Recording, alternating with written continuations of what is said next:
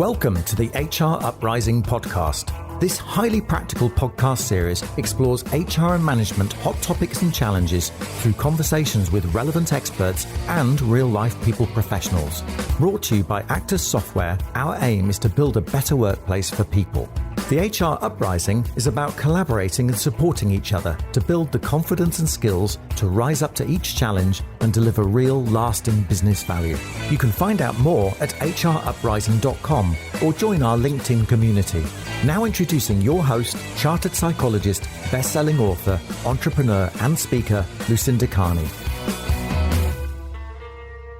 Well, here we are. It is the 100th episode of the HR Uprising podcast. And if you've been listening from the start, thank you so much for doing so. I feel really honoured to have got such a loyal following, and I've made a difference from the comments that I've had from many of you, that many people have got real value out of the episodes that we've put out there, and I hope we'll continue to do so. I guess that's the beauty of a podcast, is the content is out there for us to draw on. And actually, if you are newer to this, maybe look back on the back catalogue. You can see it all on the HR Uprising podcast library, hruprising.com. We've had some brilliant episodes, things on in how to interview others, how to be interviewed, 5 dysfunctions of a team if you're setting up a new team, how you can manage that. Imposter complex, that was an incredibly popular episode. And there's lots of really practical content and great thought leadership from the guests that we've had on here. And I guess I feel like I've achieved a little personal ambition with the guest that I have this week. Many of you will know of this gentleman as almost the grandparent of HR business partnering. He is one of the most established, influential speakers and authors on HR. And this gentleman that I've got with me this week is none other than Dave Ulrich. Can I say he was a delight to speak to, such a human. One of the things about us getting the best out of others during these difficult times is being human first. And my goodness, that is so what he does and is. We spoke about his family, and we spoke about having lost parents, and just had it straight away went into a really lovely, genuine, personal conversation. And I felt really close, and I thought, what an amazing skill set that is to be able to connect with people. So not only is Dave a real guru, he's also somebody who's very, very genuine, has that real people presence, and has so much value to bring. So I loved the conversation with him. I hope you'll get a lot out of it. And I just want to thank everybody for tuning into the HR Uprising podcast.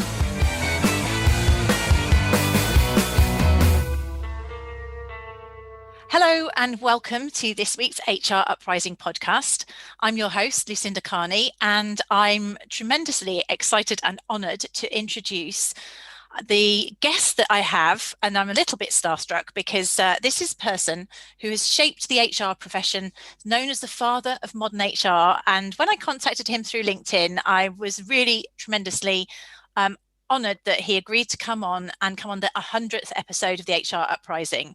So I think some of you, I've tried not to tell people about this special guest to surprise everybody, but I think everybody will have heard of this person who in many ways known as the came up with the original HR business partner model that most people love, although I know there are some people who criticize it, and is a prolific author and thought leader in the space of HR. So of course, who have I got on? I've got Dave Ulrich. Dave, welcome to the HR Uprising podcast. Lucinda, thank you so much. What a privilege to join you. And it's really cool to be the 100th episode. I know. I think that's cool. And I know we're debating, this may be video or it may be audio. If it's video, you are not only starstruck, you're wearing stars. I know. Well, we let on that we're recording this before Christmas. I think it's not too festive. It's chilly. We're recording this in December, aren't we? Just been catching up. But yes, the episode's going to go out in January. And I'm quite surprised, really, we've got as far as 100 episodes. I wasn't sure that I'd go this far. But I always felt that if I was still adding value, then we would continue to do it. So how far we go from here, I don't know, but I may have peaked at this point. So I'm really, really grateful to you for coming on, Dave. I'm delighted. And thank you. If this is video, welcome to my office. If you see me stargazing, we live in a grove of trees, and a deer just walked by. So welcome to the You've got deer coming out of your window, have you, looking in that direction? We have deer, and you may see from this window, in a few minutes a deer walk by. So that's brilliant. Oh my goodness, there's a little tiny fawn. The deer is right here. Anyway, I won't bore your listeners with that. That's not our issue, but welcome to my office. I think we see social distancing because we're all working at home around the world.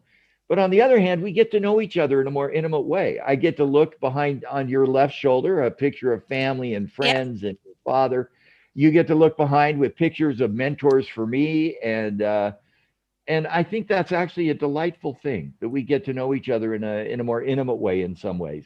Even though we're seeing in people's houses and lives, aren't we? I mean, that we got straight into it, didn't we? Had a little conversation about our offices and our lives and our families, and became really far more intimate than you'd expect, really, from at the distance and meeting people in this way. I mean, people say it's great to be, and it is great to be in person. And I miss that, being with an audience and connecting and talking.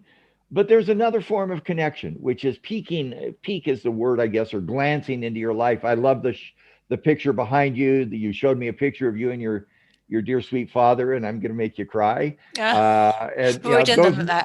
Those memories, I think, bring us and recognize our humanity, even though we're quite different. So and that's a great link as well, though, because I was thinking that's one of the things that this year has been all about, or 2020, last year when this goes out, has been for me about re-embracing our humanity. For people managers have needed to get to know people as individuals. HR professionals have been trying to get that balance between, enforcing the law, but also looking after people's well-being.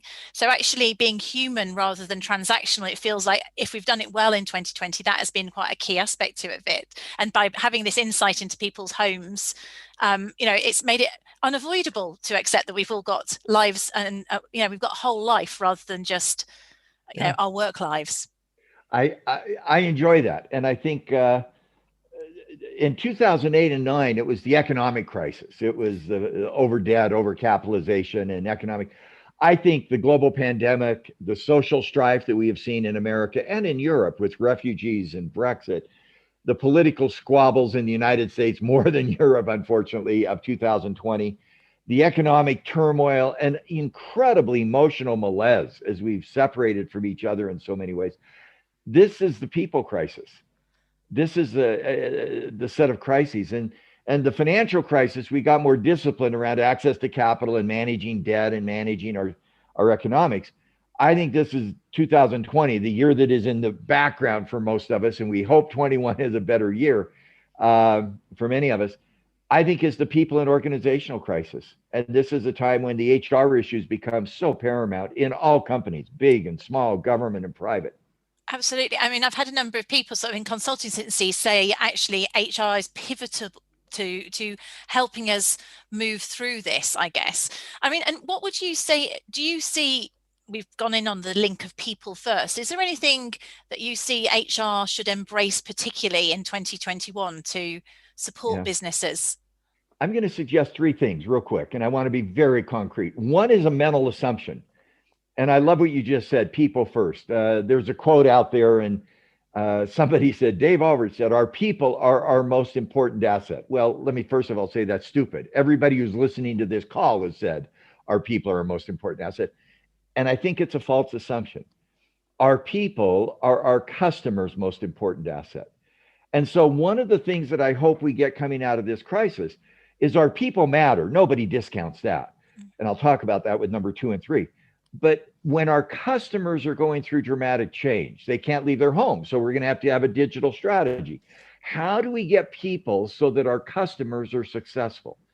And so one of the things I love our HR folks to talk about in a concrete way, are we hiring, training, paying against what our customers would expect from us? So if we're hiring someone, do they have the skills our customers need? When we're training someone, do they have the skills our customers need? When we're paying someone, will our pay reflect customers? So that's a mental model, but it's an assumption. Our people are our customers. Number 2, I think the issue of personalization is so critical. We were talking, and I've chatted with many people. This COVID crisis has affected everyone differently. We live in a house with my wife and I who are older, so we're at risk, but we live in a nice house. We have, the world is not ended. Our children have children at home. They're having to homeschool. Others have lost jobs. Others have had folks affected. I think one of the changes is we're going to have to personalize the relationship at two levels. And this is the second point. I think we have to lead with empathy, emotion, experience. I think we have to lead by caring about the person. So when somebody comes back into a formal work setting, or we connect with somebody at work, the first goal is, what's your goal today? What are you trying to accomplish? The first is, how are you? What's been happening to you? How are you dealing with your 14-year-old son, your 17-year-old daughter? That's a hypothetical. How are you managing your aging parent to protect your mom? I have a mom who's 92. And what are you doing with her? I think this era of emotion and empathy and affect is so critical. So number one, our people, our customers' most important asset. Number two, empathy, emotion. Feel that. Let people know that we do care. And number three, redefine work. Work is not a place. I think we used to say, I get up in the morning, I take the train into London or wherever I'm working. I'm at work, I'm at my desk, I interact with people, then I go home. I think the place is almost irrelevant. I can be working in my office and welcome. You can be in an office. We could be in a coffee shop. We could be in a remote site. We could be in a home office. But there still is a boundary. And the boundary of work is that we create value for a customer. So as you talk to your employees, wherever they're working, show empathy. How are you today? I hope you're well. What are you doing today that will help our customers have a better experience? And if they don't have an answer, I think our job is to have some accountability. How could I help you do that? Because my work is not just getting through activities, it's activities so that our customers get value. So 3 very simple tips. Change my assumption. Our people are customers' asset. Number 2, show empathy, care, listening, ask questions. Really use this as an opportunity to connect at a more personal level. And number 3, create a boundary of work around creating value for customers. There is an accountability, and we should hold ourselves up to it. Did I do something today that will help my customers or investors or the community have a better experience? Those are 3 tips for where I think we're headed. Thank you for that. And I really like the fact they're structured and you can retain them there. I suppose there's a couple of things I might explore. I've got 2 things. I've had to write them down so I don't go off on a tangent and forget them. So in terms of your this whole idea of talking about being closer to the customer, that's probably a bit different. I've heard about HR being more strategic, and maybe that perhaps in the business model being more of a strategic model. Is this the customer piece about your outside in model that you're saying that we should be? Yeah. Is it about being more commercial? Do you want to tell us a little bit more about that? Great question. I think almost everyone I know in HR wants to be effective. I mean, if you're in HR and you don't want to be effective, then get out of HR, go into finance. No, that was a joke. I don't mean that about finance. So how do we be effective? Well, you learn a good practice. You do a best practice. I think we then moved in our field to saying we do a practice that helps us deliver strategy. Our strategy is to grow in another market, to be more digital, whatever the strategy is. Our view is the next step in that evolution of being more effective is to look outside the company. Think of strategy as a mirror. Here's the mirror. In that mirror, I'm going to do things that help you look better. Deliver our digital strategy by hiring people. Deliver our customer-centric strategy by inviting customers. Now I look not at a mirror, but at a window.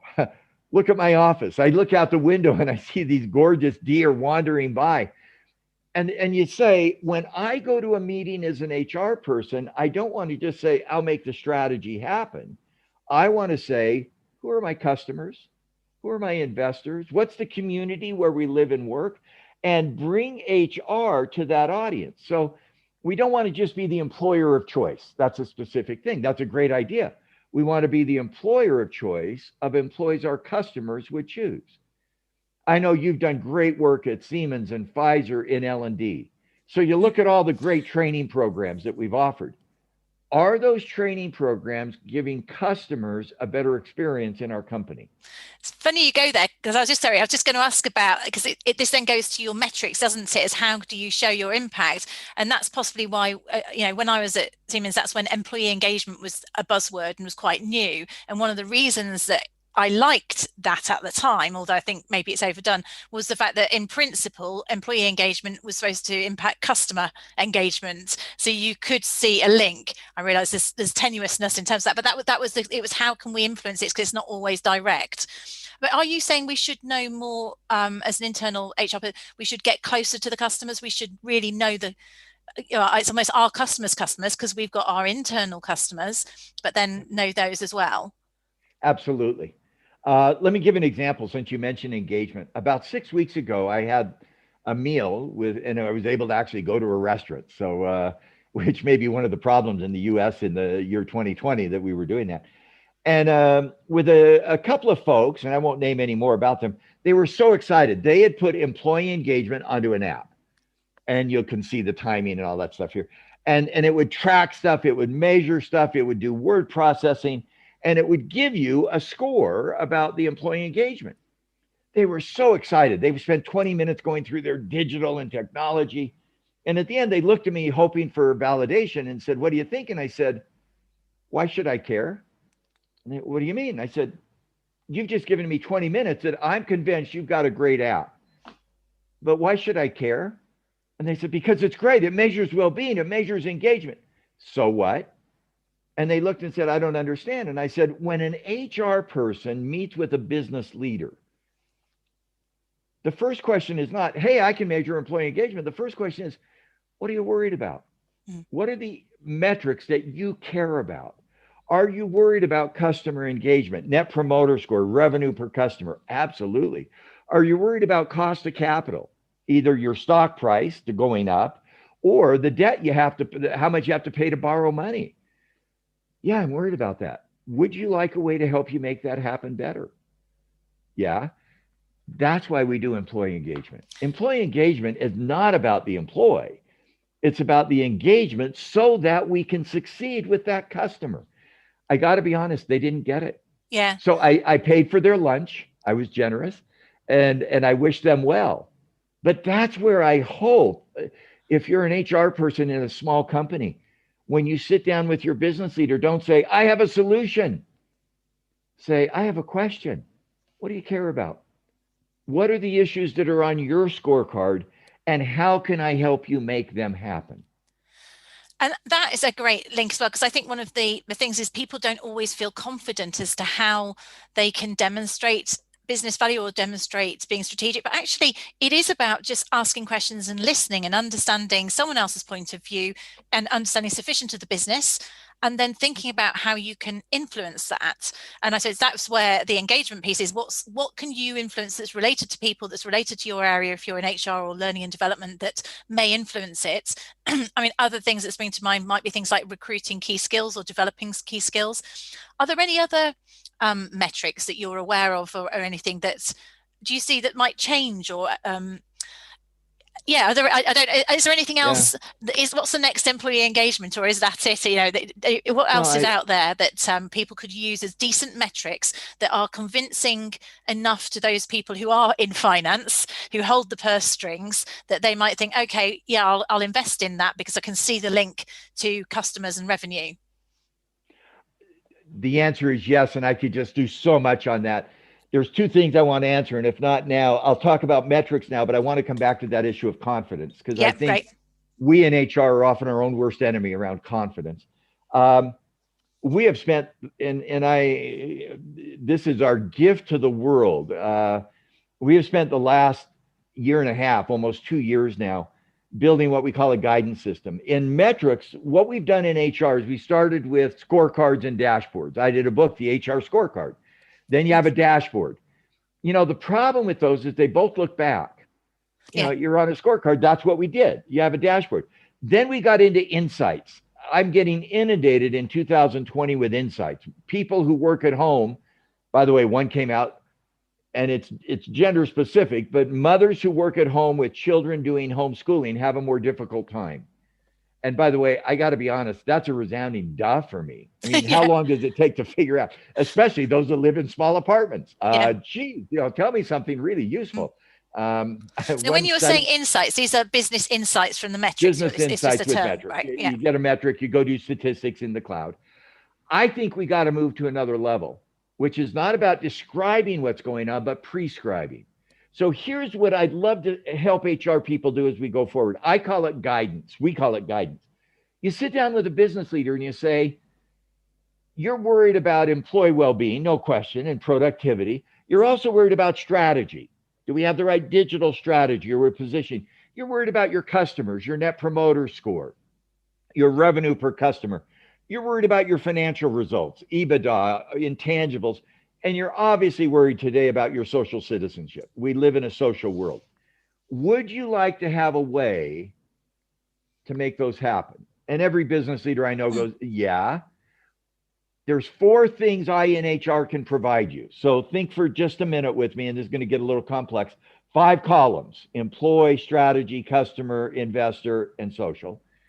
You can invest in talent to make that happen. Hire the right people, train the right people, pay the right people. You can invest in the organization to make it happen. Build a culture, build a system, create agility, innovation. You can invest in leadership, and you can invest in HR. So think about 5 columns by 4 rows. That's 20 cells. Where should you invest in 2021? Where should you invest? What a great question. We take that to business leaders and say, where should you invest in the next 12 months to make those outcomes happen? Is it talent? Is it leadership? Is it organization? Is it HR? And they're all going, that's a great question. Well, and I'm almost done, by the way. You've made a mistake. I'm just wondering what the answer is, to be perfectly honest. Well, the answer is not a fixed answer. You made a mistake. Whenever you talk to somebody doing their PhD dissertation, never ask them what it's about because they'll tell you too much. This is my equivalent of my latest PhD. So you got 20 cells. Where should you invest? RBL.ai. RBL.ai, we've created what we call a guidance system. Take a survey. It takes 12 minutes to 15 minutes in each of those pathways, and it will tell you where should you invest to make those outcomes happen. So I think diagnose your pains, basically, and then it will layer in where to put the effort. That's it. That's it. And we put that into a little survey. No, I was just going to say you'd need to survey it to work out how to get there. And I see that lots of it is about, it will depend, absolutely. And then when I've been thinking about, though, the overall theme of where people are feeling pains in the audience that I'm out, if I said a year ago, it may have felt more like talent, all about talent retention. But now so many people have lost their jobs, to be perfectly honest. It's maybe more about, I'd go into leadership or well-being, people making sure that people are being given the support. We started that conversation about how are you, having that human, people-centric piece, making sure that we've got that culture and behavior there. But that's obviously generalizing it. And the key is it will vary on that organization. It'll vary by organization. And so we've tried to put together this thing called Organization Guidance System, OGS, Guidance System. Take a survey and say, my business leader is really worried this year about strategic shift. We're moving from product to service. We're moving to a more digital business. So which of those 4 rows do I need to go focus on? Is it talent? Is it organization? Is it leadership? Or is it something in my HR department? I'm not sure our answer is perfect, but that's the direction I hope in HR we can go. That we're not just randomly saying, go do this stuff. Why? Because it was on Lucinda's podcast. Now, I got to be honest. It isn't because it's on your podcast. It's because it creates value for my business. Exactly. And that's where I'm headed. And also, so we'll put the link, by the way, to your metric there in the show notes, people. It's rbl.ai. It's also about being data-driven, though. This whole piece about being much more evidence-based. So if we're trying to make these decisions, rather than going, actually, let's go and do whatever the personality tool is because my mate's just told me about it and I quite like it and I think it might work, we're actually doing some diagnosis into our organization to understand where we want to put our energy. And that is going to be more credible in its own right. Because I suppose, and actually that links onto where you wanted to go with confidence. And also for those listening, I've got my best friend listens and says, Lucinda, sometimes you say you've got 2 things things and you say one and you don't finish the other. So if just for anyone who is that kind of person, the other one I was going to ask related to your 3 points earlier, your people first ones through and redefining work, was actually how do people do it in practice, how the practicalities in terms of confidence. And you wanted to talk about confidence. So maybe we can link that together there in terms of how people can feel more confident. I certainly think if you've got the data and you've asked questions, then you should feel that you can make confident suggestions. Absolutely. You already alluded to it. Let me ask you, and this is always fun to shift the gears a little bit. When you did work at Siemens or Pfizer or elsewhere, have you ever, or this assignment, have you ever had an assignment where you didn't feel fully qualified? I think every time I would talk about the imposter complex, I remember someone saying, let's ask the training expert. And I went, ooh, I'm the expert, but it's all relative. Of course we have. So how do you deal with that? By the way, I've had so many of those. I've had so many of those from the time I was 22 years old doing studies at college.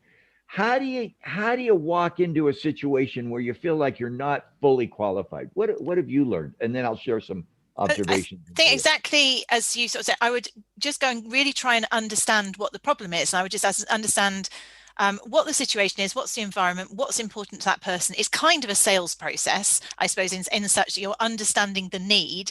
And then I would, in my head, I'd be naturally trying to, I think I do naturally make connections, but I would be trying to think, well, what people stuff might affect that need? And I might say, would this impact it or would that impact? And I'd discuss it. So I would say it's a bit about application of common sense, but it's a result of listening and making connections between business problems and people influencers. That would be what I'd do. My answer now is amen. I mean, it's just, yeah. And let's dissect what you did. So if I'm an HR person and my business has said, we need to move from a product strategy to a subscription service strategy, or we need to move more to a digital strategy, or we're losing customers, or our innovation cycle time is too long. What do? I go into the meeting and I listen hard. Do I understand what the business is? I do have to know the financial numbers. The language of business is finance. So I got to go learn 20 terms. What is EBITDA? What is net cash flow? By the way, if you're an HR person, you can't learn 20 finance terms. That's a problem. It's not 100. You don't have to be a CFO. Go learn 20 firms. You just need to know whether you influence them or not, right? Yeah. Well, EBITDA is good. So are you going to increase in EBITDA? You don't have to be able to define it. And my very concrete suggestion: take a finance person to lunch. They're probably open to having lunch when the crisis is over. Take your company's business report. If it's publicly traded, you do an annual report. You have an income statement. By the way, this is what I did. I'm not trained in business. And I sat down with a finance person and said, what does this line mean? What does this line mean? What ratios do you look at and why? And within a couple of hours, I didn't have to go to a course. I got a basic sense of what the numbers are. So be comfortable in the language of business. Now you're in the meeting, listen and start asking questions. What is our business going to focus on? What are our challenges going forward? And then in your head, have an answer. There's three things HR will deliver to that problem. Talent. I'm going to show my fingers if you're showing this video. Organization, my fist, and leadership, the combination. So when I sit in I love simplicity. My PhD is taxonomy. It's about simplicity. For 30 years, I've oversimplified the world. We're trying to move from a product business to a subscription business. What does that mean for talent? What does that mean for organization, culture, systems? What does that mean for leadership? We're trying to do business in Africa. We're trying to expand our markets. What does that mean for talent, organization, and leadership? We're trying to increase our innovation cycle, shorten our innovation cycle time, get new products out quicker. What does that mean for talent? What does that mean for organization? What does that mean for leadership? I think our confidence comes not that we have answers, but that we can ask questions that move the discussion forward. And that's what you just did in your brilliant answer, is you said, I sit down, I listen, I understand some of the basics, and then I ask questions, and then I give recommendations. So in talent, if we're in HR, we know how to find talent, how to pay talent, how to train. If that's the issue, we can help you with that. Yeah. But I love that confidence comes from good experiences. And also, one of the things I think is quite relevant is not feeling that you have to be an expert. I think it's actually fine to ask a question about it. If you say, okay, so are you saying that, for example, with your subscription model, so is recurring revenue significant? You might say, why is recurring revenue more important to us as a business? Why do we want people who can do that? And the finance person would say, because it increases our multiple. There would be, and you go, oh, I get that. So what does that mean for the sort of people you need me to bring in, or their skills, or whatever that is? So I think people perhaps are scared of looking stupid, but you can ask a question. As long as you've shown you've listened, you don't actually have to automatically know why. Maybe that's the other thing, because the people around the table, if you're at the board, they don't necessarily know what a talent management strategy is. They don't know the ins and outs of L&D or HR. So we're experts in our own right there. So it's okay for us to ask questions of those around the table. I love asking questions. And I love to put the three where I'm coaching a very, very good business executive right now. I won't name the company or the person, obviously. And I gave that person I'm coaching 3 words: help me understand, help me understand, help me understand what it's going to take to make recurring revenue happen. Help me understand what it's going to take to increase our multiple. Help me understand what it's going to take to shorten our cycle time to get new products out. Help me understand the barriers to doing business in Africa. And that help me understand, I don't think makes us weaker. No. I think it makes us stronger. And then I could tell stories about this. Well, let me anchor it in a quick anecdote. When I was much younger, I got invited into a meeting with faculty, about 60 faculty who were teaching at General Electric. At the time, General Electric was the iconic training and development. They claimed much better than Siemens, and Siemens claimed much better than General Electric. Yeah. Arch competitors, yeah. And the chairman, named Jack Welch, and most people have heard of Jack Welch, one of the greatest business executives, invited 60 faculty, and I'll shorten the story, to teach us what we should be teaching others, which is actually a pretty clever move. He said, you're my ambassadors, but I want you to use my message. And he said, I want to create a new liberated organization. I want number 1 or 2 in market. I want profitability. Now liberate my people. And he said, run a 2-day workshop to liberate 230,000 people. Now, context. In that room, I was the youngest faculty. I was in my early 30s. These were Harvard and Stanford and London Business School full professors. I raised my hand. I said, Mr. Welch, that's just stupid.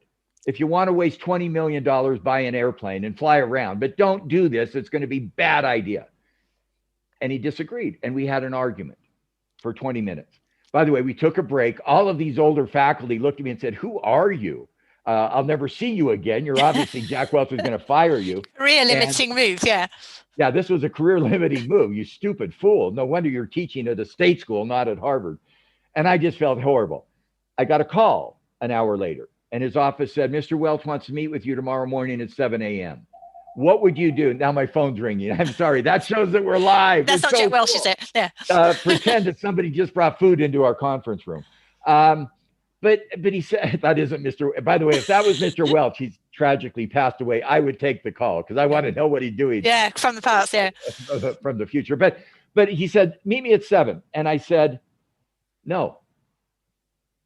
By the way, this is the confidence insight. I don't know exactly what to do, but give me 24 or 48 hours to give you a good answer. And he said, I respect that.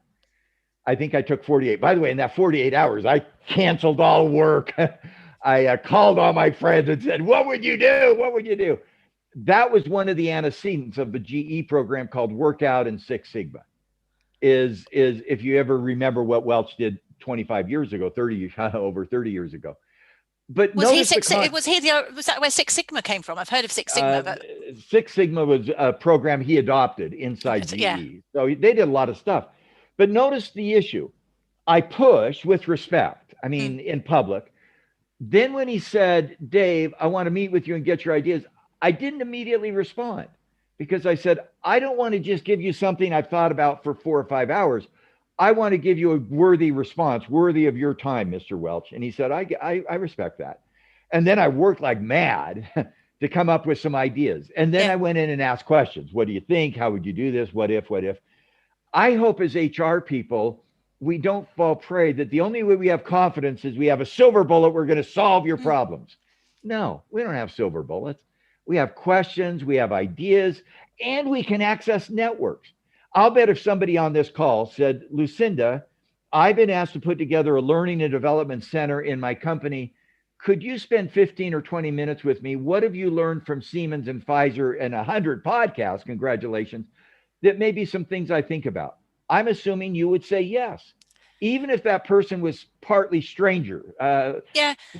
But it is interesting. You'd have to ask a whole load of questions before you could see if it was right. It's funny you say that. So someone just reached out to me and said, could you, I'm interested in putting in a mentoring program into our business. And I realized that I needed to understand almost that whole OD context to see if it actually would be the right thing for them to do. Totally so again, agree. you're coming up with a solution, aren't you, before you actually worked out what the issue is. And the question, I want to put in a mentoring thing. Why? Yeah.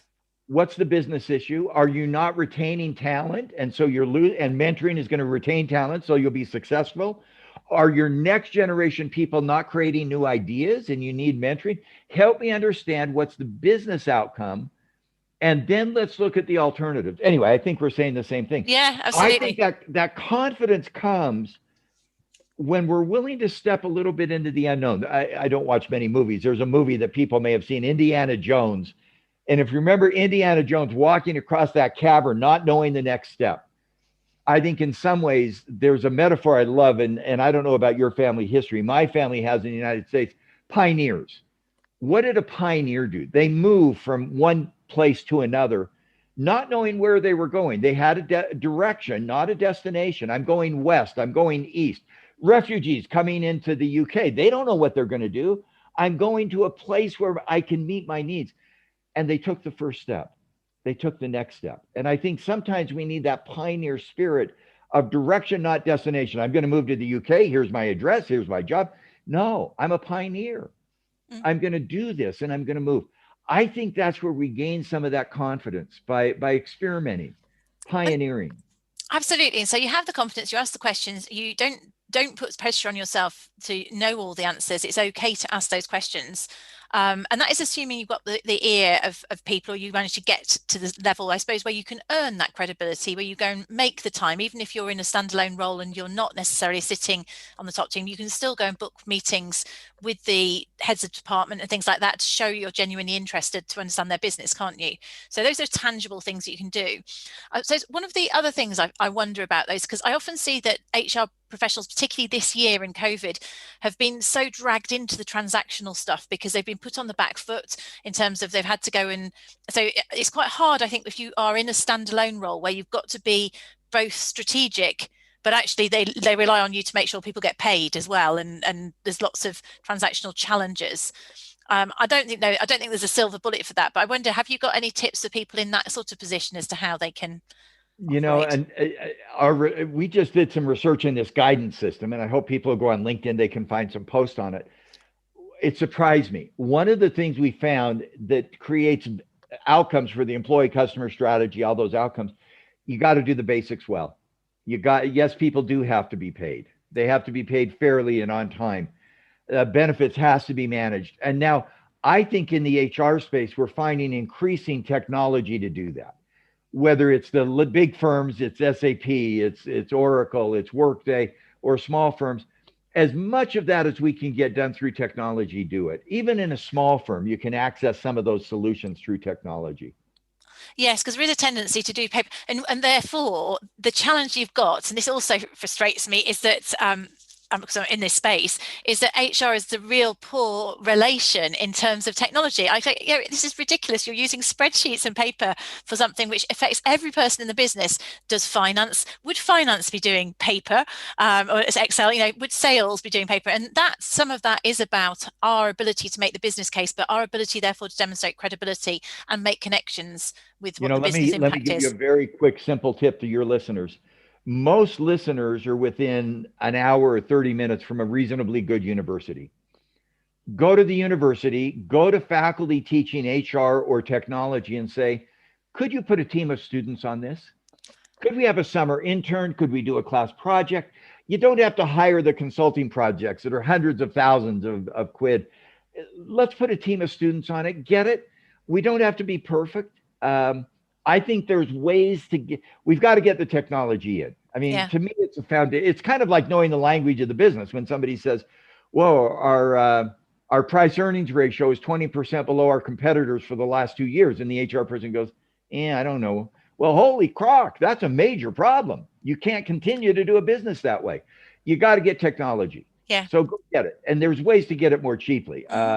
Accessing students at a local university, forming a coalition, going to associations. If you're part of CIPD, if you're part of other networks, you can access technology. Get it done. Get the data. But don't obsess about it. Now, the final thing I got to say on this one, our research found that the most successful HR professionals, standalone, big companies, navigate paradox. What does paradox mean? It means you got to do two things at the same time. Yes, you've got to care about administrative stuff, and you've got to be strategic. How do I do that? You navigate it. Yes, I've got to care about the individual. We started emotion, empathy, experience, compassion, and I've got to succeed in the marketplace. Navigating paradox means you work between those two guardrails.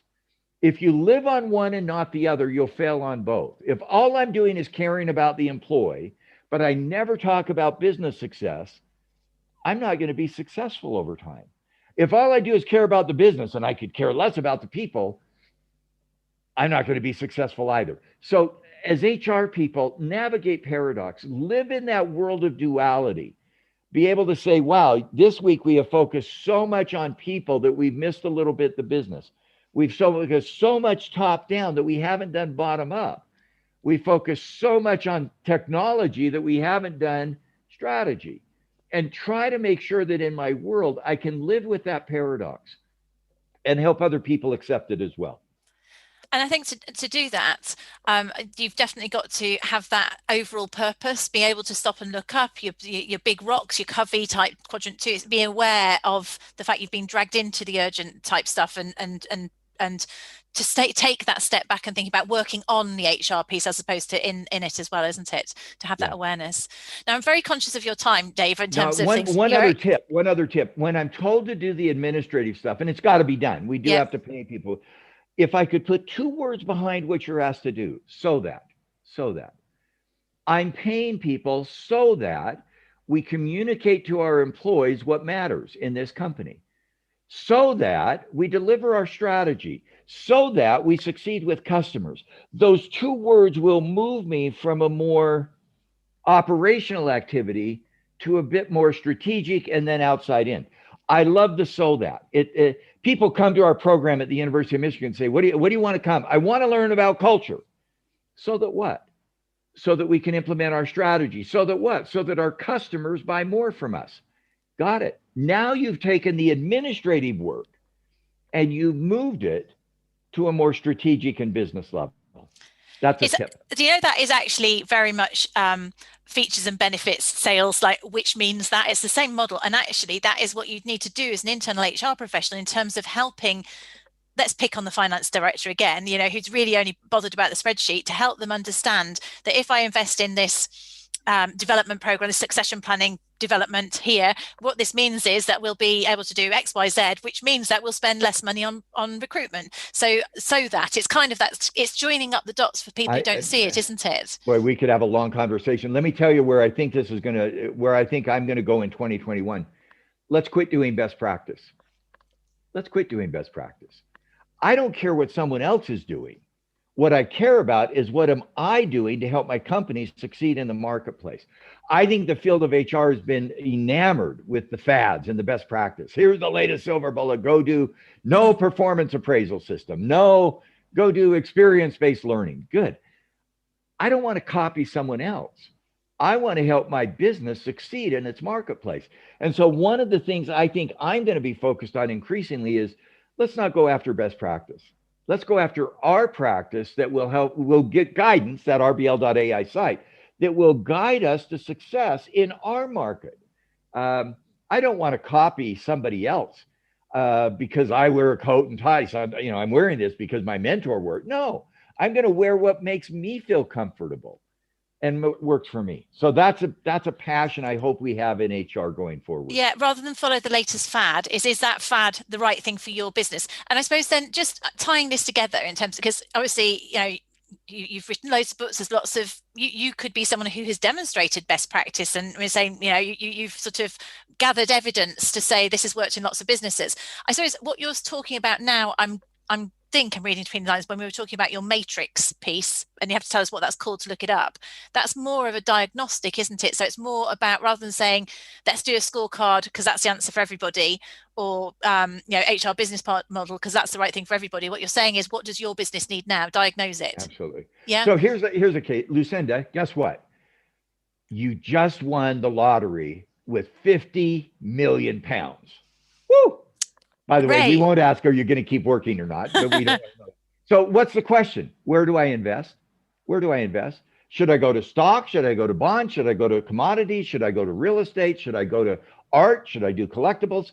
Guess what finance people do? They sit down, they say, what is it you want? Well, I want to get multiple generations successful. I want to get this return. Here's guidance with an investment portfolio of where you should invest to get the outcome you want. That's HR. We have found companies spend about 1% of their revenue on talent, leadership, organization rows. Talent, leadership, organization, HR. Where should I invest that? That's what it's called, Organization Guidance System, OGS, Organization Guidance System. That's what we want to give you. And it's free. It's free. Go online. You got to, well, it costs 12 minutes. By the way, that's a small price. That is a small price. In the time we've done this interview, you could have done all the surveys. I'll be off with it. So but when we come offline, do you want to read out the URL if you know it now? But I'll put it in the show notes so people can grab it. rbl.ai. rbl.ai. Brilliant. That's it. Brilliant. Your Real business. Easy. That's fantastic. Dave, I could actually chat to you all afternoon, but clearly I wouldn't be so rude. I'm very, very grateful for your time. It's been wonderful to meet you, and I've thoroughly enjoyed the conversation. Thank you so much for coming on the HR Uprising. Let me give you a final message for the HR Uprising, and for, obviously you've modeled this. People have often said to me, what's the best year of your life?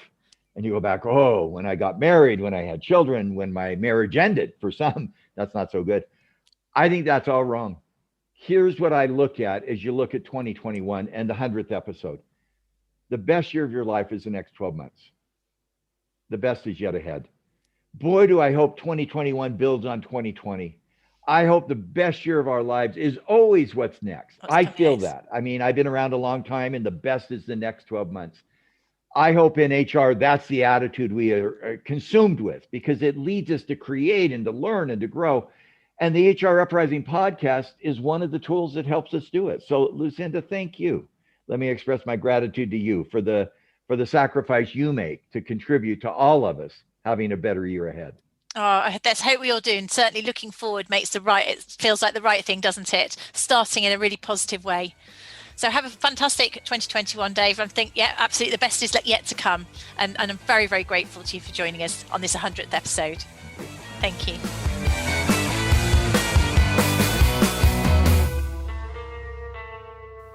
So that was our 100th episode.